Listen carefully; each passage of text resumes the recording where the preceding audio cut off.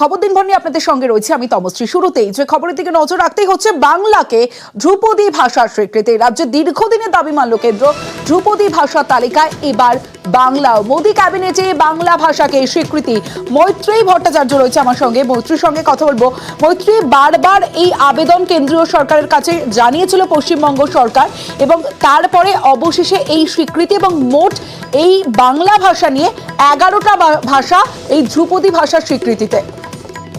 একেবারে দেখো, আজকের ক্যাবিনেট বৈঠকে মোদী সরকার বাংলা ভাষা সহ মোট 5টি ভাষাকে ধ্রুপদী ভাষার স্বীকৃতি দিয়েছে। এর আগে অবশ্য ধ্রুপদী ভাষার স্বীকৃতি পেয়েছে তামিল, সংস্কৃত, কান্নাড়া, তেলেগু এবং মালায়ালামও, এবং তার সঙ্গে সঙ্গে ওড়িয়াও পেয়েছে। আজকে ক্যাবিনেটের বৈঠকে তোমার এই কথা ঘোষণা করা হয় যে ধ্রুপদী ভাষা হিসেবে মোট 5টি ভাষা, বাংলা সহ মোট 5টি ভাষাকে স্বীকৃতি দেওয়া হচ্ছে।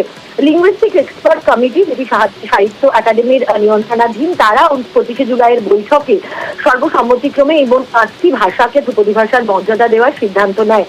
পশ্চিমবঙ্গের তরফ থেকে দীর্ঘদিন ধরে আবেদন করা হয়েছিল যে বাংলা ভাষাকে ধ্রুপদী ভাষার মর্যাদা দেওয়ার জন্য, এবং সেই মর্যাদা দেওয়ারই চূড়ান্ত সিদ্ধান্ত আজকে নেওয়া হয় কেন্দ্রীয় মন্ত্রিসভায়।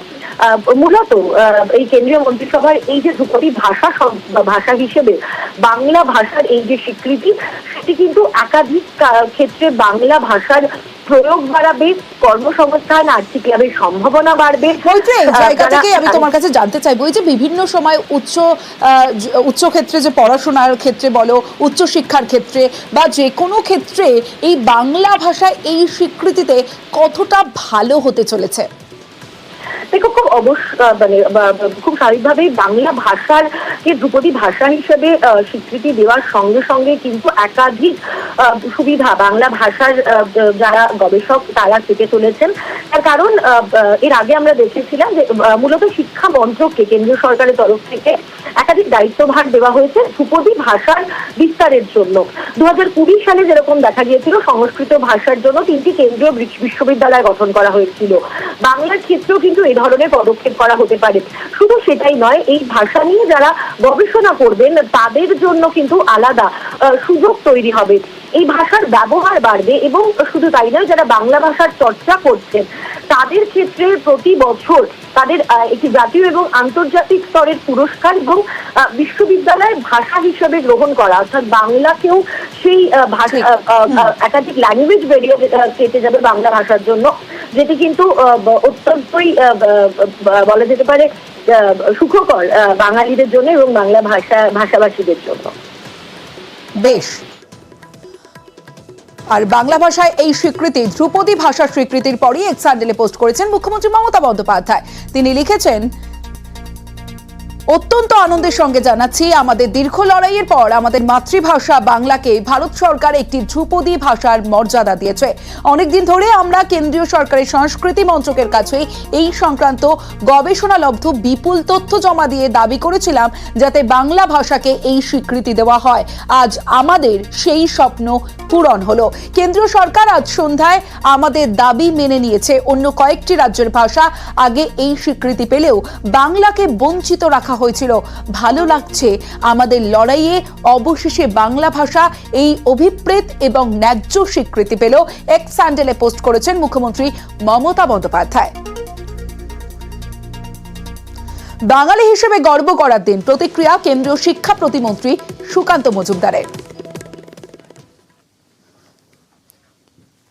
বাঙালি হিসাবে আজকে সত্যি গর্ব করার মতো দিন, এবং আপনারা জানেন যে সাহিত্য একাডেমি আন্ডারে লিঙ্গুইস্টিক এক্সপার্ট কমিটি তৈরি হয়েছিল। সেই এক্সপার্ট কমিটি তার রেকমেন্ডেশন করেছে এবং সেই রেকমেন্ডেশনের উপর ভিত্তি করে এই 5টি ভাষাকে ধ্রুপদী ভাষার মর্যাদা দেওয়া হলো। এই জন্য মাননীয় প্রধানমন্ত্রী সহ সমস্ত কেন্দ্রীয় মন্ত্রিসভা ক্যাবিনেটকে আমি অসংখ্য অসংখ্য ধন্যবাদ জানাই। আজকে বাঙালির, আপামর বাঙালির, যারা ভারতবর্ষ শুধু নয় পৃথিবীর বিভিন্ন জায়গায় ছড়িয়ে আছে, তাদের জন্য অত্যন্ত আনন্দের দিন এবং গর্বের দিন। বাংলা ভাষার প্রসার, শিক্ষা ও গবেষণা আরো সুগম হবে, মত শিক্ষাবিদ নৃসিংহ প্রসাদ ভাদুরের।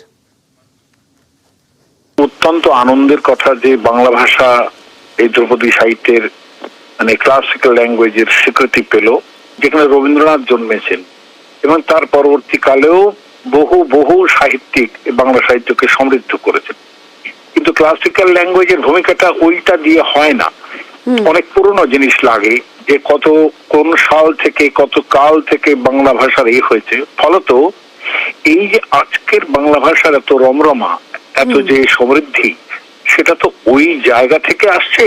তো সেই জায়গাটা ওরা ধরতে পেরেছেন বলেই আজকে কিন্তু এই স্বীকৃতিটা এসেছে যে ভবিষ্যতে বাংলা ভাষার উন্নতিতে এটা তার একটা অন্য মূল্য দাঁড়াবে, সেটা শিক্ষা ক্ষেত্রেও দাঁড়াবে এবং আমাদের পরম্পরার ক্ষেত্রেও দাঁড়াবে, সাহিত্যের পরম্পরার ক্ষেত্রে দাঁড়াবে। দীর্ঘ 9 বছরের আইনি জট, আর সেই আইনি জট পেরিয়ে অবশেষে কাউন্সেলিং শুরু হলো। পুজোর মুখে কাউন্সেলিং শুরু হলো এসএসসির। একের পর এক মামলায় উচ্চ প্রাথমিকের নিয়োগে জট, হাইকোর্টের নির্দেশে অবশেষে প্রক্রিয়া শুরু এসএসসির।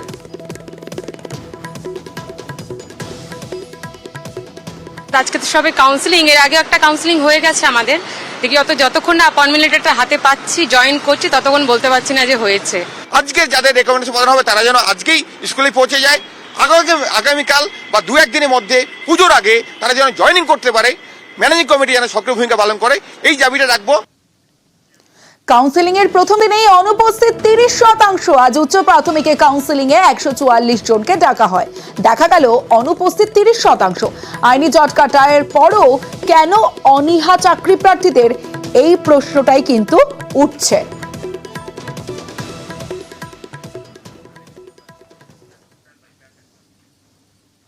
আরজি করে পাহাড় প্রমাণ দুর্নীতি, আর সেই দুর্নীতিতে এবার সিবিআই জালে আরো এক সন্দীপ ঘনিষ্ঠ।